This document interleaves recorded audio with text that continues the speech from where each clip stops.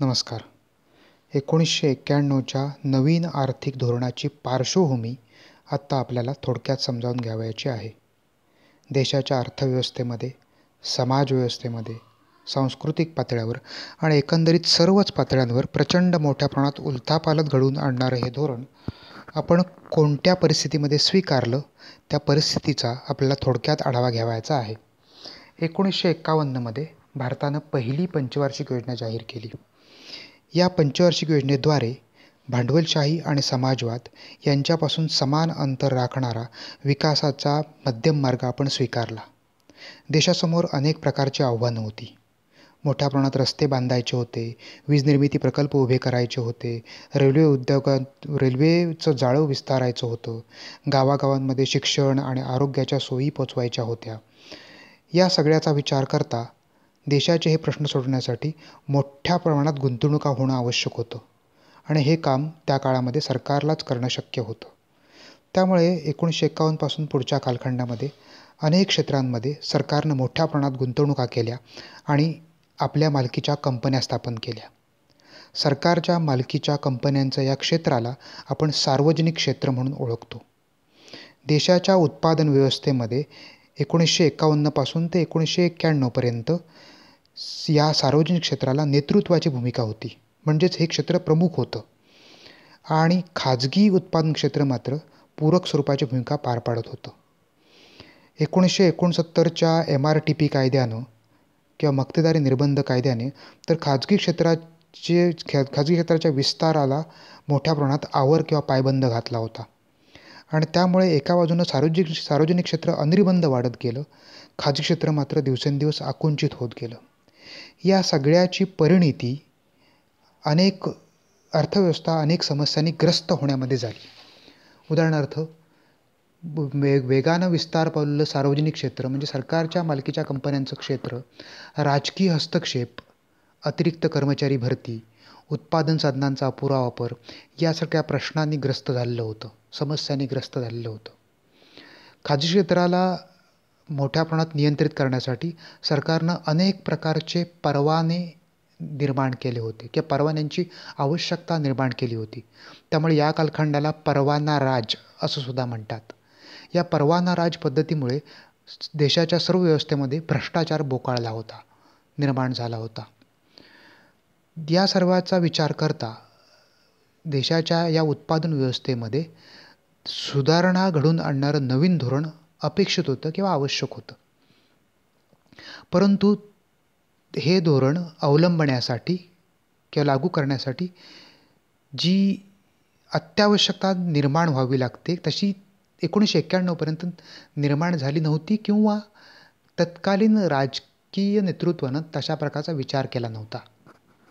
1991मध्ये मात्र अशी परिस्थितीच उद्भवली की ज्या परिस्थितीमुळे सरकारला हे धोरण स्वीकारणं भाग पडलं. त्यामुळे आपण 1991च्या पुढच्या कालखंडामध्ये या नवीन धोरणाद्वारे अर्थव्यवस्थेमध्ये मूलगामी बदल घडवून आणू शकलो.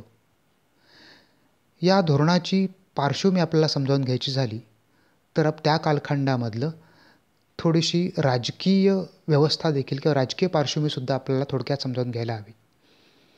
10 नोव्हेंबर 1990ला VP सिंग सरकार जाऊन त्या ठिकाणी चंद्रशेखर सिंग यांचं सरकार केंद्रामध्ये स्थापित झालं. हे सरकार काँग्रेसने दिलेल्या बाहेरच्या पाठिंब्यावर आधारित स्वरूपाचं होतं.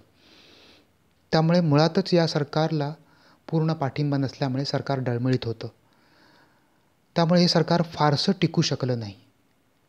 पुढच्या कालखंडामध्ये ही अपुरी किंवा पुरेशा पाठिंब्यावर प्रस्थापित न झालेली राजकीय व्यवस्था पुढच्या कालखंडामध्ये अनेक प्रकारच्या आर्थिक अरिष्टांना कारणीभूत ठरली आणि त्यातून परिस्थिती अशी निर्माण झाली की नव्यानं आलेल्या सरकारला नवीन आर्थिक धोरण जाहीर करावं लागलं. ही काय होती पार्श्वभूमी? त्या कालखंडामधल्या या आर्थिक धोरणाची जी पार्श्वभूमी होती ती पार्श्वभूमी 1991चे आर्थिक संकट म्हणून ओळखली जाते. भारतातील 1991चं आर्थिक संकट या स्वरूपात ओळखली जाते. 1991च्या कालखंडामध्ये निर्माण झालेली बाह्य क्षेत्र, राजकोषीय क्षेत्र आणि देशांतर्गत व्यवस्था, अर्थव्यवस्था या पातळ्यांवर निर्माण झालेली जी अभूतपूर्व परिस्थिती होती ती 1991चं आर्थिक संकट म्हणून ओळखली जाते. तत्कालीन सरकारला म्हणजे चंद्रशेखर सिंग सरकारला त्या कालखंडामध्ये ही व्यवस्था टॅकल करणं अवघड झालं होतं. त्यातच या सरकारला राजकीय पाठिंबा पुरेसा नव्हता आणि त्यामुळे परिस्थिती हाताळणं सरकारला अवघड होत गेलं आणि त्यातून हे सरकार पुढे जाऊन कोसळलं आणि मे 1991मध्ये लगेचच म्हणजे सरकार स्थापन झाल्यापासून पुढे 6 महिन्याच्या आतच केंद्रातल्या निवडणुका जाहीर झाल्या आणि मग या निवडणुकाद्वारे निवडून आलेल्या PV नरसिंहराव सरकारनं या नवीन आर्थिक सुधारणा जाहीर केल्या. ही या सुधारणांची राजकीय पार्श्वभूमी आहे. आता या प्रकारचं धोरण स्वीकारण्याची परिस्थिती का उद्भवली हे आपल्याला ह्या 1991च्या आर्थिक संकटाच्या द्वारे समजावून घ्यायचं आहे. काय होतं हे 1991चं आर्थिक संकट? या आर्थिक संकटाचे सूतोवाच कशा प्रकारे मिळत गेले हे आपण समजावून घेऊया. 1991ला मगाशी म्हटलं तसं या संकटाचे सामान्यतः 3 पैलू आहेत. एक म्हणजे बाह्य क्षेत्रामध्ये निर्माण झालेली संकटाची अवस्था, राजकोषीय पातळीवर निर्माण झालेल्या संकटाची स्थिती आणि देशामधली महागाई आणि तत्सम स्वरूपाची संकटकालीन परिस्थिती. देशाच्या बाह्य क्षेत्रामध्ये जी स्थिती होती ती अभूतपूर्व स्वरूपाची होती. देशाच्या चालू खात्यावर, व्यवहार तोलाच्या चालू खात्यावर ची तूट वेगानं वाढत चालली होती. आता चालू खातं म्हणजे काय?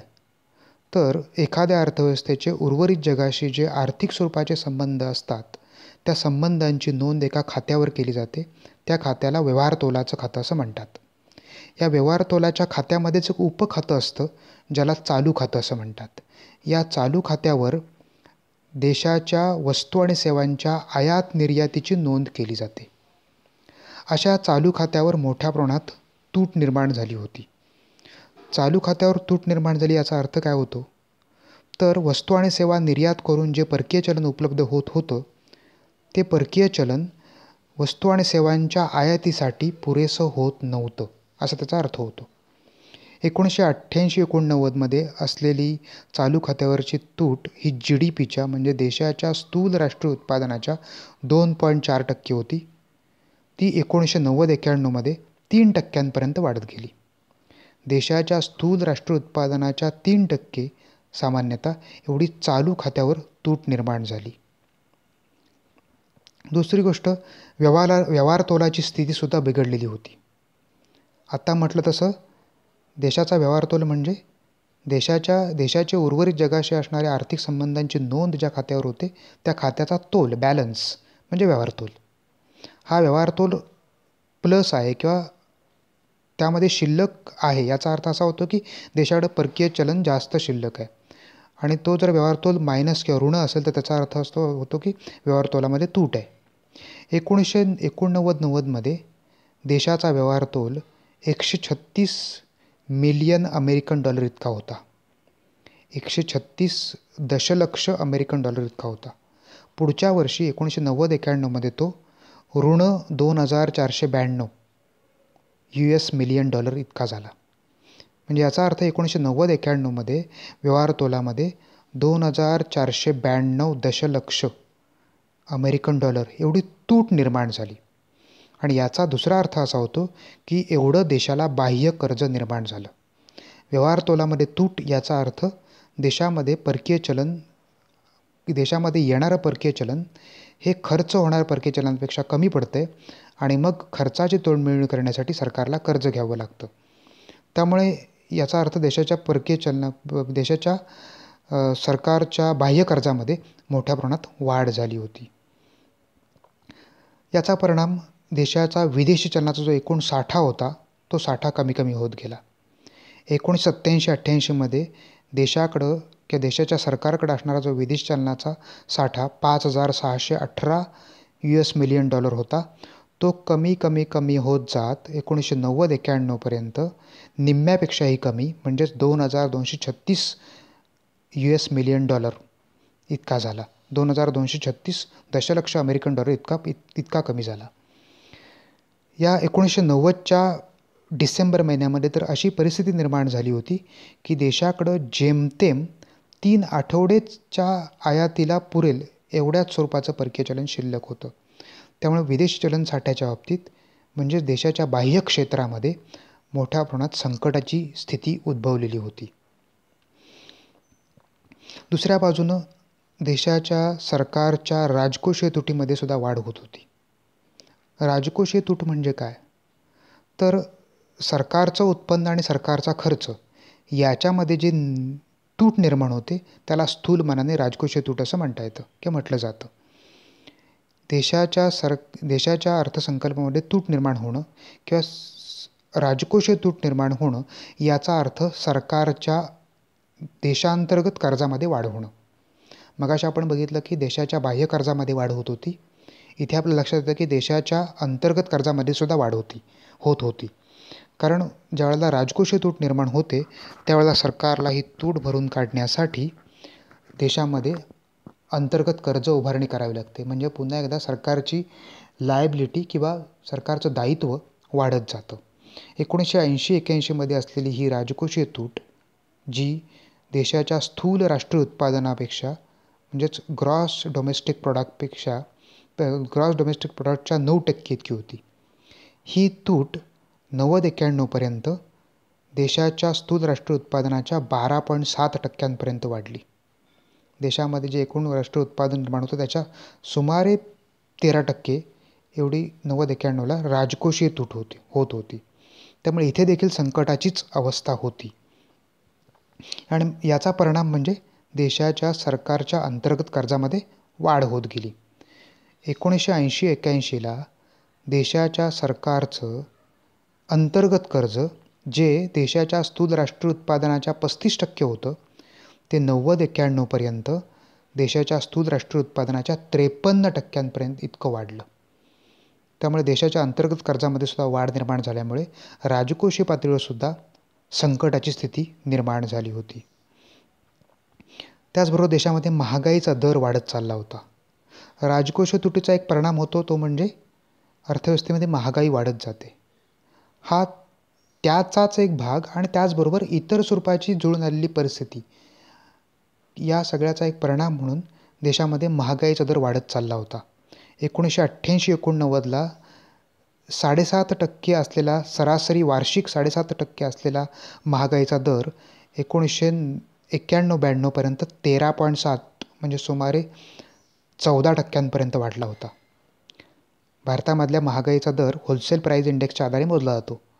त्या आधारे मोजलेला हा दर 1991-92मध्ये वार्षिक सरासरी 13.7% महागाईचा दर वाढलेला होता. म्हणजे या पातळीवर सुद्धा सामान्यांना मोठ्या प्रमाणात झळ बसत होती आणि त्यामुळे अर्थव्यवस्थेच्या उपभोगाच्या आणि उत्पादनाच्या पातळीवर सुद्धा संकटाची परिस्थिती निर्माण झाली होती. या सगळ्या घटनांमधून आर्थिक संकटाचे सुतोवाच मिळत गेले. मगाशी म्हटलं तसं सरकारला बाह्य कर्ज मोठ्या प्रमाणात निर्माण झालं. परिस्थिती अशी उद्भवली की 3 आठवड्यानंतर आयात कशी करायची यासारखे प्रश्नचिन्ह सरकारसमोर निर्माण झाले. आपल्याला ठाऊक आहे अगदी इतर सर्व वस्तूंना आपण बाजूला ठेवलं तरी तेलाची आयात आपण नाही थांबवू शकत. देशामध्ये आपल्याला जे रोजचं तेल लागतं त्या तेलाचं सुमारे 70% भाग आपण आयात करतो. त्यामुळे तेलाची आयात ही न थांबणारी आयात आहे आणि त्यामुळे ही आयात करण्यासाठी सुद्धा किंवा वेगवेगळ्या प्रकारच्या गोष्टींची आयात करण्यासाठी सरकारचं बाह्य कर्जसुद्धा वाढत गेलं आणि त्यातून सरकारचा कर्जबाजारीपणा वाढत गेला आणि आपण अशा परिस्थितीमध्ये जाऊन उभे ठाकलो की ज्या परिस्थितीनं आपल्याला नवीन आर्थिक धोरण स्वीकारायला भाग पाडलं, सुधारणांचं धोरण स्वीकारायला भाग पडलं. या नवीन आर्थिक धोरणाच्या पार्श्वभूमीमध्ये घडलेल्या घटनांचा क्रम आपण लक्षात घेऊया. म्हणजे त्या घटनाक्रमामधून ही सिच्युएशन किंवा ही परिस्थिती अधिक चांगल्या रीतीनं उलगडत जाईल. 1990मध्ये आखाती युद्ध पेटलं होतं. मध्यपूर्व आशियामध्ये पेटलेल्या या युद्धामुळे तेलाच्या किमतीमध्ये प्रचंड वाढ झाली होती. 2 ऑगस्ट 1990 ते 28 फेब्रुवारी 1991 हा आखाती युद्धाचा तो कालखंड आहे. या मोठ्या प्रमाणात मध्यपूर्व आशियामधल्या या युद्धामुळे तेलाचा पुरवठा कमी होत गेला आंतरराष्ट्रीय पातळीवर. पर्यायानं तेलाच्या किमतीमध्ये वाढ होत गेली. पर्यायानं देशाच्या आयात खर्चामध्ये वाढ होत गेली आणि याचा परिणाम विदेशी चलन साठ्यामध्ये घट होण्यामध्ये झाला. त्यानंतर फेब्रुवारी 1991मध्ये देशातलं केंद्रीय पातळीवर असणारं सरकार देशाच्या अर्थसंकल्पाला मान्यता मिळवू शकलं नाही. मगाशी म्हटलं तसं या कालखंडामध्ये असलेलं जे सरकार होतं केंद्रामधलं ते पूर्ण राजकीय पाठिंब्यावर आधारित नव्हतं. एका मोठ्या राजकीय पक्षानं सत्तेमध्ये असलेल्या पक्षाला बाहेरून पाठिंबा दिलेला होता आणि त्यामुळे एकंदरीत सरकार चालवणं सुद्धा तत्कालीन पंतप्रधानांनासुद्धा अवघड होत चाललेलं होतं. त्याचा परिणाम असा झाला की फेब्रुवारी 1991मध्ये सरकारनं संसदेमध्ये मांडलेला अर्थसंकल्पसुद्धा सरकार मंजूर करून घेऊ शकलं नाही.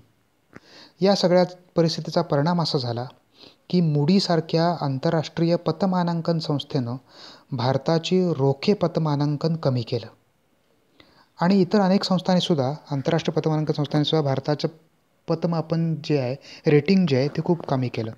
याचा परिणाम असा झाला की भारताचं आंतरराष्ट्रीय बाजारपेठेतील जी भारताची पत होती, क्रेडिबिलिटी जी होती ती घसरत गेली. परिणामी जागतिक बँक आणि नाणेनिधीसारख्या आंतरराष्ट्रीय वित्त संस्थांनी भारताची आर्थिक मदत थांबवली. एका बाजूनं बाह्य क्षेत्रावर, राजकोषीय क्षेत्रामध्ये संकटाची परिस्थिती होती आणि दुसऱ्या बाजूनं आंतरराष्ट्रीय पातळीवर सुद्धा या आंतरराष्ट्रीय वित्तीय संस्थांनी सुद्धा भारताला मदत देणं नाकारलं. त्यामुळे नंतर शेवटी सरकारला जागतिक बँकेकडं कर्ज घेण्यासाठी कर्जाची मागणी करावी लागली आणि जागतिक बँकेनं हे अशा प्रकारचं कर्ज आणि आर्थिक मदत देताना सरकारच्या सोन्याचा साठा गहाण ठेवायला सांगितला. त्यामुळे देशावर एक नामुष्कीची परिस्थिती ओढवली की ज्यामुळे सरकारला 3 टन सोनं जागतिक बँकेकडं गहाण ठेवावं लागलं. त्याचबरोबर जागतिक बँकेनं भारताला कर्ज देताना एक महत्त्वाची अट घातली आणि ती अट होती ती म्हणजे भारतीय गुंतवणूक बाजारपेठ खुली करण्याची अट. विदेशी गुंतवणूकदारांना भारतीय बाजारपेठ खुली करून देणं या स्वरूपाची ती अट होती.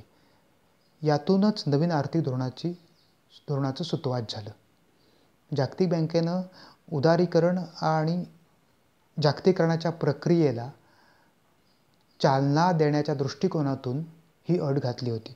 सरकारनं ती तत्कालीन परिस्थितीचा विचार करता सरकारने ती अट स्वीकारली आणि त्यातून मग सरकारनं नवीन आर्थिक धोरण स्वीकारायला सुरुवात केली. त्याचा एक पहिला भाग म्हणजे 1 जुलै आणि 3 जुलै 1991 असंच सलग 2 दिवशी, एका दिवसाच्या फरकानं सलग 2 दिवशी सरकारनं भारतीय रुपयाचं अवमूल्यन केलं. स्वतःहून भारतीय रुपयाचं आंतरराष्ट्रीय बाजारपेठेमधलं जे मूल्य आहे ते स्वतःहून कमी केलं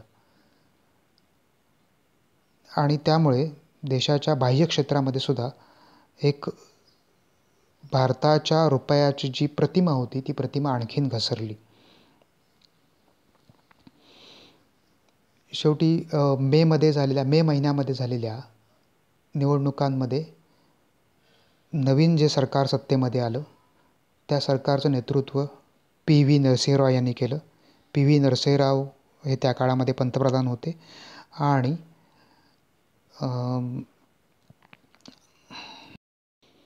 आपले डॉक्टर मनमोहन सिंग हे देशाचे अर्थमंत्री होते. या दोघांनी मिळून